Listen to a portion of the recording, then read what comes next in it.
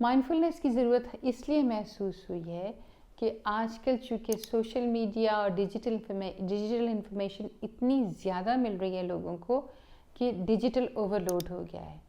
انسان کو اتنی ساری انفارمیشن مل رہی ہے اتنی ساری جگہوں سے کہ اس کا دماغ اس کو پروسیس کرنے کے قابل نہیں رہتا. تو اس کا مطلب ہے انسان فوکس نہیں کر سکتا، توجہ نہیں دے سکتا.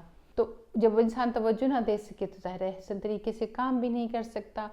اس لیے مائنڈفلنس سکھائی جا رہی ہے لوگوں کو تاکہ انہیں سمجھ آئے کہ وہ جو کام کر رہے ہیں ان کی توجہ اسی پہ رہے اور مکمل طور پہ رہے تاکہ ان کے دماغ میں پریشانی کا عنصر شامل نہ ہو. آج کل کے دور میں خاص طور پہ جو نئی نسل ہے وہ ایک وقت میں 2 یا 3 چیزوں پہ کام کر رہے ہوتے ہیں. جب وہ پڑھ بھی رہے ہوتے ہیں تو اس وقت سوشل میڈیا بھی آن ہوتا ہے اور یہ چیز ان کے کنٹرول میں نہیں ہے. تو وہ کس طرح سے اس چیز کو کنٹرول کر سکتے ہیں اور کس طرح مائنڈفلنس کر سکتے ہیں؟